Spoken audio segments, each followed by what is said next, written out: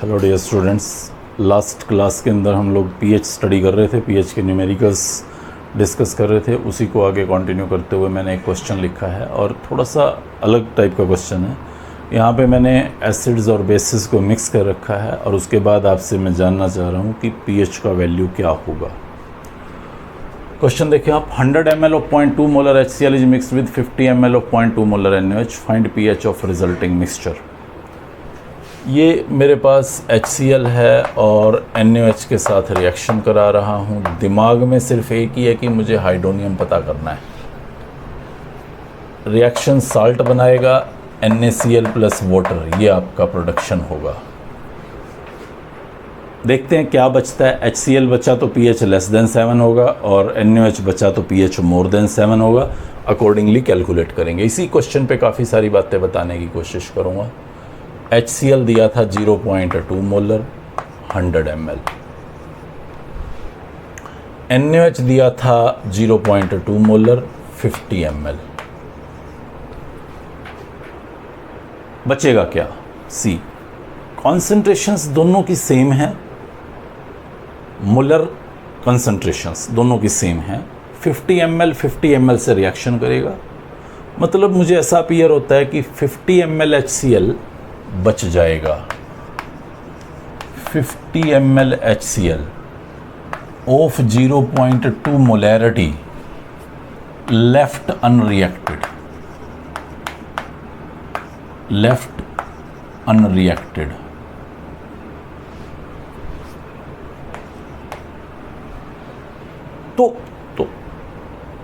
तो मैं नई मोलैरिटी देखना चाहता हूं कि HCl की क्या होगी, क्योंकि अब वॉल्यूम तो सेम है नहीं।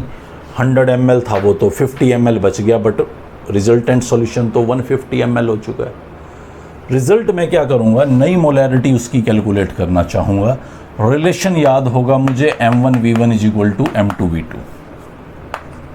मोलैरिटी सॉल्यूशन की थी 0.2 और वॉल्यूम था 50 जो बचा। नई मोलैरिटी क्या होगी, क्योंकि वॉल्यूम अब बदल के 150 हो चुका है, 100 प्लस 50। यहाँ से नई मोलैरिटी मैं सोल्व करूँगा। 0.2 इंटू 50 बाई 150, 0.2 बाई 3 यानी कि 0.066 समथिंग ऐसा।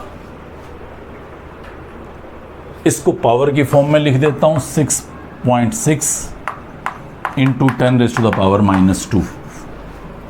ये मैंने किसकी मोलैरिटी निकाली है? HCl जो बचा हुआ है उसकी नई molarity after mixing. Before mixing 0.2 थी। 100 ml को मत देखिए, 1 ml हो, 2 ml हो, 5 ml हो, मोलैरिटी तो सेम रहने वाली है। वो तो क्वांटिटी पे डिपेंड नहीं करती, वो तो क्वालिटी है। सो जब आपने वॉल्यूम बढ़ा दिया तो उस टाइम पे बचे हुए HCl की मोलैरिटी है ये 6.6 इंटू 10⁻⁻², क्योंकि अब की बार HCl का सोल्यूट पार्ट खत्म हो चुका है, वो NaOH के साथ रिएक्शन कर गया। अब मुझे हाइड्रोनियम की कंसंट्रेशन देखनी होगी, तो मुझे पता है जो HCl की कंसंट्रेशन होगी वही हाइड्रोनियम की कंसंट्रेशन होगी।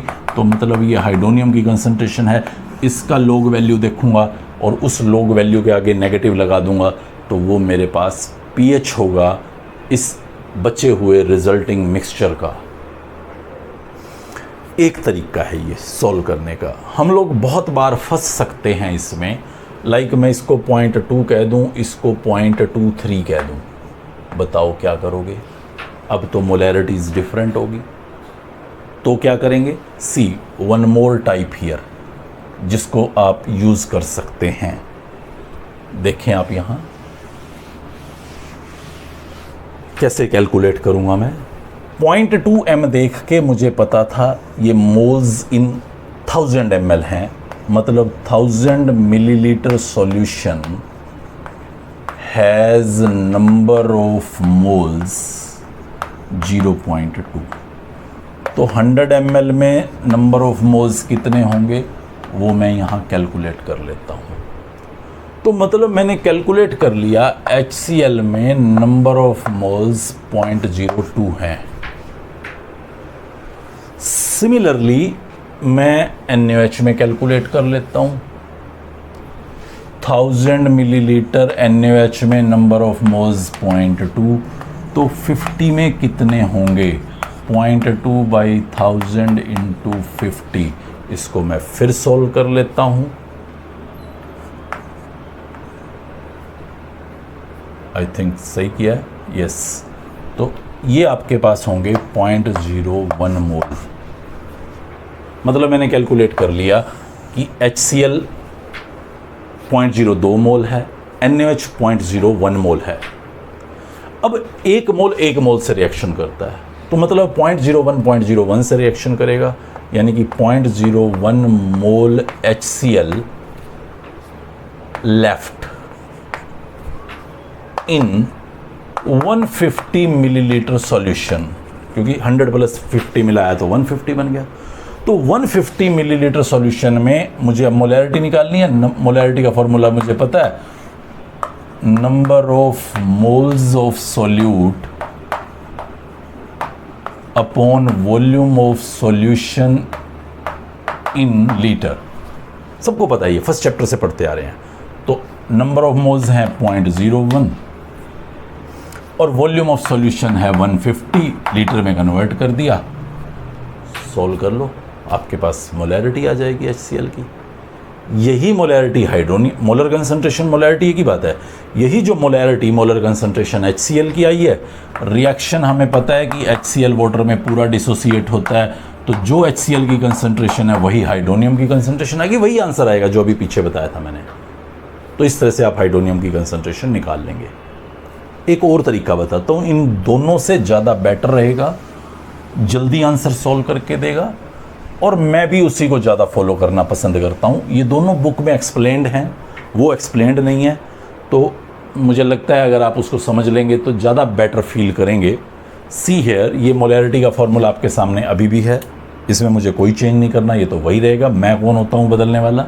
अगर मैं इसको 10⁻³ से मल्टीप्लाई कर दूं और 10⁻³ से डिवाइड कर दूं, तो इस फॉर्मूले के नेचर पे, क्वालिटी पे कोई फ़र्क नहीं पड़ने वाला। अगर मैं 10⁻³ जिसके लिए मैं एक प्रीफिक्स यूज़ किया करता हूँ मिली, तो मतलब मैं मिली से इसको मल्टीप्लाई कर दूं और मिली से ही मैं इसको डिवाइड कर दूं, तो इस पर कोई फ़र्क नहीं पड़ने वाला। m से m कैंसिल हो जाना है, जैसे 10⁻³ से 10⁻³ कैंसिल हो जाना था। लेकिन इसने मुझे एक नया फार्मूला दे दिया कि नंबर ऑफ मिली मोल्स निकालना चाहो आप, तो आप इसको बहुत आसानी से निकाल सकते हो इस पर्टिकुलर फार्मूले से। और फिर मोलैरिटी निकालना चाहो तो ये फॉर्मूला भी आप यूज़ कर सकते हो in addition to the previous one. चलिए मैं यहाँ मिली मोल्स निकाल लेता हूँ। तो मेरे पास ये 20 मिली मोल बन गया HCl और 10 मिली मोल बन गया NaOH। अब मुझे पता है 1 मोल से रिएक्शन करता है, 50 मोल से रिएक्शन करेंगे, 50 मिली मोल से रिएक्शन करेंगे, मतलब 10 मिली मोल से रिएक्शन करेंगे। 10 मिली मोल HCl बच जाएगा, 10 मिली मोल HCl लेफ्ट अनरिएक्टेड इन 150 ml सॉल्यूशन। दोनों को मिलाया तो 150 टोटल बन गया। अब आप मोलैरिटी निकाल लें, number of milli moles of solute 10, volume of solution in millilitre 150, फिर वही आंसर आएगा आपके पास। बट इसका फ़ायदा क्या है, क्यों मैं ये बता रहा हूँ जो बुक में हमें नहीं एक्सप्लेन करके दे रखा। सी हेयर, मैं यहाँ पे कर देता 0.25, तो यहाँ जो भी वैल्यू आती लाइक 12.5 आती, तो मैं इसको ज़्यादा आसानी से देख सकता था कि 12.5 से रिएक्शन करेगा, 7.5 बच जाएगा, तो 7.5 बाई 150 कर देता। पिछले तरीक़ों से मुझे ज़्यादा टाइम नहीं लगाना पड़ेगा। पिछले तरीके, वेरी फर्स्ट तरीके में तो हो सकता है हम कर ही नहीं पाएँ, कंसंट्रेशन डिफरेंट है जी, वॉल्यूम डिफरेंट है, हम कैसे पता करेंगे। तो वो समस्या डेफिनेटली वहाँ पे अराइज होगी। आप लोग बुक में जब प्रैक्टिस करेंगे तो आपको ये पॉइंट, ये प्रॉब्लम नज़र आएगी डेफिनेटली। बट अगर आप इस टेक्निक से करेंगे तो आपको किसी तरह की कोई प्रॉब्लम अपीयर होती नज़र नहीं आएगी। सी हियर, मैं थोड़ा सा चेंज करूँगा इस क्वेश्चन के अंदर और फिर इसको सॉल्व करने की कोशिश करूँगा। तो ज़्यादा डिफरेंस क्रिएट मैं यहाँ नहीं करना चाहता, मैं यहाँ पे सिर्फ 150 ml कर देता हूँ और अब pH पूछ रहा हूँ। See here, 0.2 m 100 ml 0.2 150 ml, millimoles निकाल रहा हूँ। तो इसके 20 मिलीमोल हो गए और ये 30 मिलीमोल हो गए। तो 20-20 से रिएक्शन करेंगे, 10 मिलीमोल बचेगा। 10 मिलीमोल NaOH जो बचेगा वो 250 ml में बचेगा। दोनों को मिक्स किया, 250 टोटल बच गया। Number of millimoles 10, volume in millilitre 250। Solve कीजिए आप इसको। जब आप इसको सॉल्व करते हैं ये आपको कुछ वैल्यू मिलेगा 0.04 के आसपास। 0.04 यानी कि 4 × 10⁻⁻², ये आपके पास NaOH की कंसंट्रेशन है, मतलब OH नेगेटिव की कंसंट्रेशन है, क्योंकि स्ट्रॉन्ग बेस है। जितना NaOH का कंसंट्रेशन होगा एग्जैक्टली वही आपके पास OH नेगेटिव का कंसंट्रेशन होगा। आप यहाँ से POH निकाल लें अगर आपकी इच्छा हो तो। नेगेटिव log of 4 × 10⁻⁻², फिर 14 माइनस POH कर दें तो वो pH आ जाएगा। या फिर आप क्या करेंगे, हाइड्रोनियम की कंसंट्रेशन निकाल लें। 10⁻⁻14 Kw होता है, 4 × 10⁻⁻2 ये आपका हाइड्रोनियम आ जाएगा। जो भी आए उसकी आप pH यानी कि log वैल्यू देखें और नेगेटिव पुट करें तो वो आपके पास pH होगा। तो इस टाइप के क्वेश्चंस पे आप ज़रूर वर्कआउट कीजिएगा। ऊपर वाला क्वेश्चन देखें आप, एक सॉल्यूशन का pH आपको बता रखा है 2 है। तो pH जब 2 है तो मैं समझ जाता हूँ कि हाइड्रोनियम आयन कंसंट्रेशन डेफिनेटली 10⁻⁻² होगी, क्योंकि ये स्टार्टिंग पे बताया था कि जो pH वैल्यू होती है वो हाइड्रोनियम की एक्सपोनेंशियल पावर जो होती है नेगेटिव वैल्यू, वो नेगेटिव वैल्यू pH होता है। तो नेगेटिव वैल्यू 2 है, मतलब pH 2 था। हाँ, अगर ये 2 पॉइंट समथिंग होता तो फिर शायद मुझे लोग एंटी लोग देखना पड़ता, जैसा कि मैं लास्ट एग्जाम्पल पे आपको बता के आया हुआ हूँ पिछले लेक्चर पे। तो हाइड्रोनियम का कंसंट्रेशन मुझे पता है 10⁻⁻² है, और ये बोल रहा है pH बताओ जब डाइल्यूट कर दिया 100 time. 100 time dilution means concentration 1/100 कर देना। सी हेयर जो कंसंट्रेशन है, number of moles per unit volume होती है कंसंट्रेशन। डाइल्यूशन करना मतलब वॉल्यूम बढ़ाना, डाइल्यूशन 100 टाइम करना मतलब वॉल्यूम 100 टाइम्स बढ़ाना, मतलब कंसंट्रेशन 100 टाइम डिक्रीज करना।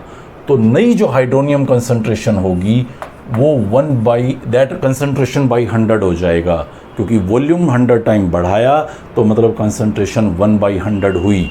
तो कंसंट्रेशन आपकी जो हो जाएगी वो 10⁻⁻4 होगी, यानी कि जो pH वैल्यू होगा वो pH वैल्यू 4 होगा। अब अगर वो मान लीजिए बोल देता इज डाइल्यूटेड 75 टाइम्स, तो यहाँ 10⁻⁻2/75 कर देते, फिर थोड़ा सा फ्रैक्शन में आपके पास ये वैल्यू आ रहा होता है, ऐसे एज सच 10⁻⁻4 ना रहा था, आगे कुछ एक डिजिट रहता, तो फिर आप उसका pH कैलकुलेट करने में 2 मिनट और एक्स्ट्रा स्पेंड करते, प्रोवाइडेड अगर ये कोई स्ट्रॉन्ग एसिड होता तो। चलिए इस क्वेश्चन को देखिए। pH बताना है आपको सॉल्यूशन का, obtained by diluting 25 ml N/100 HCl। पहले तो ये देखें N/100 क्या है, तो N तो नॉर्मेलिटी है, इसको आप ऐसे लिख लीजिए 1/100 NHCl। तो आप इसको फिर ऐसा बोल सकते हैं 0.01 NHCl। इसमें कुछ कन्फ्यूजन की ज़रूरत नहीं है। सम टाइम लिखा रहता है semi normal HCl, semi means 0.5, deci normal HCl means 0.1 normal. तो डेसी, सेंटी, सेमी ये सब याद रखिएगा। तो ये आपके पास 0.01 नॉर्मल HCl था। कितना था? 25 ml, और आपने उसको डाइल्यूट करके 500 ml कर दिया। पहले बात तो ये नोटिस करें कि नॉर्मेलिटी आपको pH में हेल्प नहीं करेगी, आपको हेल्प करेगी मोलैरिटी। तो आपको इसकी मोलैरिटी कन्वर्ट करनी होगी, थोड़ी देर बाद कर लेना चाहे। N1V1 N2V2 के बराबर होता है, ये सॉल्यूशंस के दौरान बता के आया था। नॉर्मेलिटी आपको गिवन है 0.01, वॉल्यूम आपको गिवन है 25। नई नॉर्मेलिटी कितनी होगी? वॉल्यूम बना दिया 500। फर्स्ट चैप्टर का बेसिक कॉन्सेप्ट है ये, आप लोगों को डेफिनेटली याद होना चाहिए। अब ये N2 का वैल्यू क्या होगा? 0.01 × 25/500। इसको आप सॉल्व कर लीजिए। तो ये आपका 0.01/20। फर्दर आप इसको सॉल्व करें, पावर की फॉर्म में एक्सप्रेस कर लें। आई थिंक ये कुछ 0.005 बनता होगा। एग्जैक्ट आप देख लेना, अभी कैलकुलेट करके मैं ज़्यादा टाइम नहीं लगाना चाह रहा। 5 × 10⁻³ ये नॉर्मेलिटी है। और HCl का n फैक्टर क्योंकि 1 है, मतलब वो एक H को छोड़ता है, तो जो नॉर्मेलिटी है वही मोलैरिटी है। जो नॉर्मेलिटी है वही मोलैरिटी है। मींस अब मुझे HCl की मोलैरिटी पता चल गई कि HCl की जो मोलैरिटी है, जो मोलर कंसंट्रेशन है, वो ये है। तो हाइड्रोनियम तो एग्जैक्टली सेम होता है, 5 × 10⁻³ आप इसका लॉग वैल्यू देखिए और उस लॉग वैल्यू के आगे नेगेटिव साइन असाइन कीजिए, तो वो हमारे पास इस पर्टिकुलर सॉल्यूशन का pH वैल्यू होगा। 100 ml 0.2 मोलर H2SO4 को ऐड कर दिया है, फिर एक एसिड में ही ऐड कर दिया। पहला क्वेश्चन देखें, बेस में ऐड किया था, अब की बार एसिड में ऐड किया, तो एसिड तो रिएक्शन करने नहीं वाले। मेरा टारगेट तो वही है, सीधा सा हाइड्रोनियम की कंसंट्रेशन कैलकुलेट करूं। देखिए H2SO4 मुझे कितना गिवन है, मैं नंबर ऑफ मोल्स या मिलीमोल्स निकाल लेता हूं, तो मुझे 20 मिलीमोल H2SO4 गिवन है। क्वांटिटी कैलकुलेट किया मैंने, अमाउंट कैलकुलेट किया मैंने, 20 मिलीमोल H2SO4। और HCl भी सिमिलरली मैं कैलकुलेट कर सकता हूं, 10 मिलीमोल HCl मुझे गिवन है।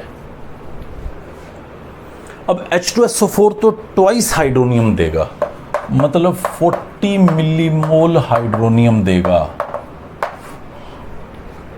और HCl तो उतना ही देगा, यानी कि 10 मिलीमोल हाइड्रोनियम देगा। हाइड्रोनियम की कंसंट्रेशन मेरे पास होगी 50 मिलीमोल हाइड्रोनियम, इसको लिखने की जरूरत नहीं है। 50 मिलीमोल हाइड्रोनियम रादर गलत हो जाएगा। इन 200 ml सॉल्यूशन मिक्स करने के बाद टोटल 200 ml सॉल्यूशन बन गया। मुझे हाइड्रोनियम की मोलैरिटी कैलकुलेट करनी थी, तो number of millimoles upon volume in millilitre 1/4, यानी कि 0.25। चलिए, हाइड्रोनियम आपको पता चल गया, 2.5 × 10⁻⁻1 होगा। इसका लॉग वैल्यू देखिए, उसके आगे नेगेटिव पुट कीजिए, तो वो हमारे पास रिजल्टिंग मिक्सचर का pH वैल्यू होगा। चलिए आगे बढ़ते हैं। ये बहुत आसान रहेगा अगर आप मिलीमोल्स से कैलकुलेट करना सीख गए तो, अदरवाइज तो घूमते रहोगे यूं ही, रोज प्रॉब्लम उठा के बैठे होंगे अपने सामने। आयोनाइजेशन कांस्टेंट HF का गिवन है। ये आयोनाइजेशन कांस्टेंट क्या है, एक नई बीमारी दिख रही है मुझे। देखो, एक होता है डिसोसिएशन, हो सकता है मैंने पहले ही बताया हो, पर चलो कोई नहीं, दोबारा सुन लें। डिसोसिएशन क्या है, एक आयनिक कंपाउंड था, मैंने उसको किसी सुटेबल सॉल्वेंट में डाला, वो डिसोसिएट हो गया, ये डिसोसिएशन कांस्टेंट है। एक कोवेलेंट कंपाउंड है, मैंने उसको पानी में डाला, वो भी डिसोसिएट हो गया, बट वो आयोनाइज हुआ है रादर, क्योंकि ये आयन नहीं था, अभी यहाँ पे जाके आयन बना है, जबकि ये ऑलरेडी आयन था, जन्मजात आयन था, यहाँ सिर्फ डिसोसिएशन हुआ है। तो समटाइम हम डिसोसिएशन और आयनाइजेशन को एक जैसा ट्रीट कर रहे होते हैं, बट आप बेसिक डिफरेंस दोनों में समझ के आगे बढ़ जाइए, एक जैसा ट्रीट कर लीजिए, कोई दिक्कत नहीं है। HF एक वीक एसिड होता है, ये आप लोगों को अभी नहीं पता होगा, लेकिन जैसे ही आप स्टेटमेंट में डिसोसिएशन कांस्टेंट या डिग्री ऑफ डिसोसिएशन जैसे शब्द पाएं, तो आप समझ जाएं कि ये किसी वीक एसिड की तरफ ही हमें इशारा कर रहे हैं। ये हमारे पास HF का डिसोसिएशन यहाँ पे दिख रहा है। कंसंट्रेशन गिवन है 0.02 m। चलो बहुत बढ़िया बात है। मुझसे कहा गया है अल्फ़ा कैलकुलेट करो, डिग्री ऑफ आयनाइजेशन। तो अल्फ़ा होता है Ka/C and its square root. मैं ज़्यादा मत्था बच्ची करना ही नहीं चाहता। Ka की वैल्यू आपको समझा चुका हूँ, वैसे मत्था बच्ची इन द सेंस आपको बता चुका हूँ, तो टाइम ज़्यादा नहीं लगाना चाहता। Ka/C and its square root calculate कीजिए आप, ये आपका एक आंसर आ गया है। डिग्री ऑफ आयोनाइजेशन, कुछ सोचने की जरूरत नहीं, कुछ करने की जरूरत नहीं। अगला point, also find concentration of hydronium HF in mixture and it's pH। pH पे तो ध्यान रखना ही है हमें। ओके, तो pH कैसे कैलकुलेट करूं? 0.02 मोलर है, इसका सपोज X2 टा, xx बना, x square by 0.02 minus x, this is equal to k, means ionisation constant. ये लीजिए, थोड़ा टाइम लगाइए, एक्स को सॉल्व कीजिए, इस एक्स को इग्नोर कर दीजिए, अच्छा रहेगा। थोड़ा ही होता है, वीक इलेक्ट्रोलाइट है, नहीं इग्नोर करेंगे तो कैलकुलेशंस में टाइम लगाएंगे, तो वो कैलकुलेशन का टाइम बचाएं यहाँ पे, और यहाँ से x को सॉल्व करें। 0.02 इंटू 3.2 इंटू 10⁻⁻⁴ का स्क्वायर रूट। ये x आते ही आपको F नेगेटिव पता चल गया, हाइड्रोनियम पता चल गया, और 0.02 से उस x को माइनस कर दीजिए, HF पता चल गया। तो आपको इन तीनों की कंसंट्रेशन कैलकुलेट करनी थी। अब आते हैं pH के ऊपर। तो देखिए जो x आपने निकाला है उसका नेगेटिव लॉग वैल्यू देखिए ना, बस उस x का लॉग वैल्यू देखिए, और जो भी आंसर आए उसके ऊपर उसके आगे माइनस पुट कीजिए, तो वो हमारे पास डेफिनेटली pH वैल्यू होगा। मैं आपको बोलूं कि 15 मोलर H2SO4 है या HCl है, आप उसका pH कैलकुलेट कीजिए। तो आप जब उसका pH वैल्यू देखते हैं तो वो कुछ नेगेटिव वैल्यू आता है, जबकि pH स्केल पे तो नेगेटिव होता ही नहीं है। ये नेगेटिव आएगा तो क्या करेंगे? तो ये तो pH स्केल की लिमिटेशन है कि 1 मोलर से लेसर कंसंट्रेशन के अगर आपके पास एसिड्स हैं या बेसिस हैं तो वो आपको उसके एसिडिक स्ट्रेंथ के बारे में कुछ आइडिया देती है। बट अगर 1 मोलर से ज़्यादा के एसिड्स हैं तो उस टाइम पे pH स्केल हमें वैल्यूएबल इन्फॉर्मेशन नहीं देती। हालांकि इसको कई लोग इस तरह से भी जस्टिफाई करते दिखे हैं कि अगर 1 मोलर से ज़्यादा कंसंट्रेशन है तो उसका डिसोसिएशन कंप्लीट नहीं होता, बट मुझे लगता है इस बात पे थोड़ा ऑब्जेक्शन सा रहेगा। इसलिए बस आप ऐसे ध्यान रखें कि pH स्केल की लिमिटेशन है कि अगर 1 मोलर से ज़्यादा कंसंट्रेशन होगी तो वो फिर स्ट्रेंथ का आपको कोई आइडिया नहीं देगी। नेक्स्ट लेक्चर में कुछ और ऐसी ही प्रॉब्लम्स के साथ हम लोग मिलेंगे, तब तक आप इसको इस टाइप के क्वेश्चंस को करके देखें। आपके एग्ज़ाम्स के पॉइंट ऑफ व्यू से एक बहुत ही फ्रीक्वेंटली पूछा जाने वाला सवाल रहता है pH से। Good bye.